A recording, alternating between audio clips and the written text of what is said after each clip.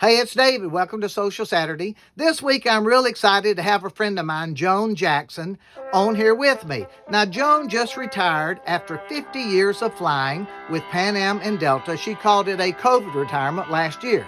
But what makes it so special that Joan made it through those 50 years of flying is the courage and the strength she had after what happened to her back in March of 1977.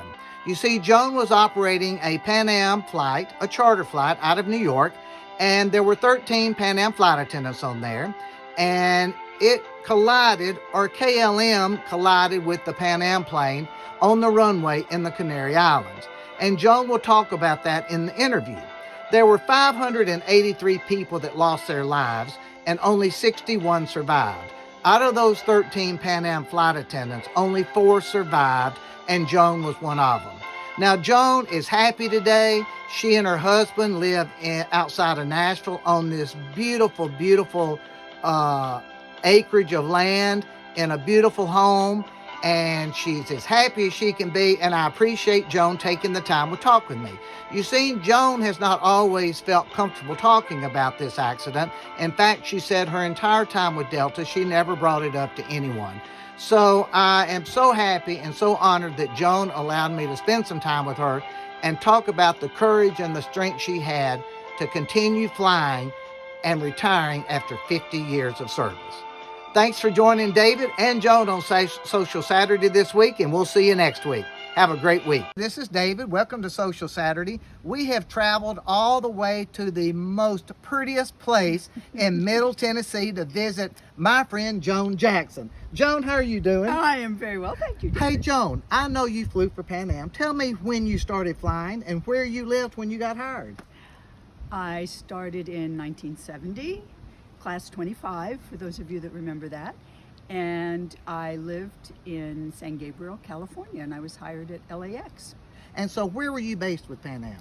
I was based in New York, and that was good. That was good, huh? Yeah, I wanted to get as far away as I could. And so I know that you flew for several years, I think probably 50 years, and just recently retired, didn't you? I retired August of 2020, COVID retirement. And were you working for Delta? That is correct. Based in Atlanta? That is correct. Well, I know there's a story that most people don't know about you because you never really talk about it much.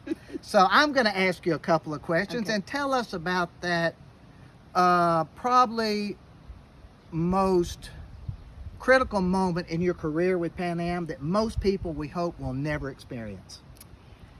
Well, my best friend Suzanne Donovan and I were working a charter, and we had diverted to Tenerife, the Canary Islands, because of a bomb in Las Palmas Airport. And the fog rolled in, it was a weekend, there was a young man in the control tower. There were a lot of things that went wrong, small things actually, and that's one thing I learned. You have a lot of small things that go wrong, you can have a big thing that goes wrong. So KLM was taxiing out, we were taxiing out behind them. They thought they had takeoff permission and they did not. But they took off thinking they had permission and they ran into us. Well, and so there were 13 flight attendants on that flight and only 4 survived, right? Yes. And you were one of the 4. Yes. And tell me about, or tell us where you were seated with your best friend at the time and roommate, and how you both got off that plane. My jump seat was to right and she was at to left, and I was sitting there on the double jump seat with her, as at that time we didn't have to be in our jump seats for taxi, and saying, we're never taking off in this, it's way too foggy. I know we're not, KLM, who knows what they're going to do. And they hit us. And they hit you? And then what happened? What was the first thing that came to your mind? How did you know something was wrong, I guess, without it being too obvious? Well, the way I described it was, it sounded like every molecule exploded. The noise was so loud, and we did not know what had happened. We could not see what had happened in the cabin. There was no difference in the area we were.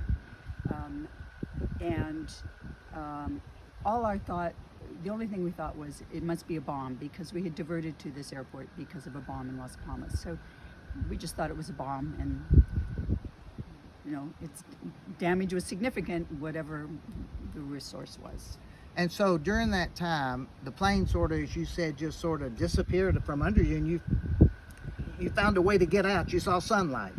I did. I went to open my door at 2 right, and there was already fire over there, and I came back to 2 left, and Suzanne was standing there, and the door just kind of collapsed like a piece of tinfoil. It was not something you ever want to see. See again, right? And I thought, oh, we're trapped. And then I saw a bit of blue sky up above me, and the next thing I knew, I was out and standing on debris, and grabbed Suzanne, and we made our way through the luggage and debris that was there, and got some passengers and tried to get them to get off of the debris and get away from the plane, and try to get the people away from the plane. And that is still till today the worst aviation crash in aviation history, right? I think there were 500 and something people that did not survive that. Yes. And we're lucky this young lady did, for sure, this friend of mine. And I know a lot of people ask, how did you have the courage to continue to fly? What gave you the strength? And especially since you just retired last year, I want to know how you stayed in this airline industry so long. Well, one thing certainly was something I had to consider. My husband was a graduate student getting his doctorate, so I was the breadwinner. So that did enter into it. But I was afraid. I was afraid to go out. If I had my choice, I would not have ridden in a car. Certainly wouldn't have ridden in an airplane. I could see staying in our little apartment with the drapes closed. And then I was afraid that my friends who had died in this accident would come to haunt me, and they would say, "You stupid fool, we've died. You're just killing yourself. You need to get out there and you need to make a life." And that was part of what gave me the feeling that I could honor those people best by having the best life I could have, and enjoying life and enjoying travel in the world. And that actually was also a big part of it. And that's true. Life is for the living. Mm-hmm. You have to continue living. Joan, you don't know how much I appreciate you talking to me today. I tell you what, this has been such an experience, having this wine out on your deck and this beautiful scenery out here in this beautiful part of Tennessee. And I've asked Joan to come visit us and attend one of our Atlanta Whirlwind chapter meetings.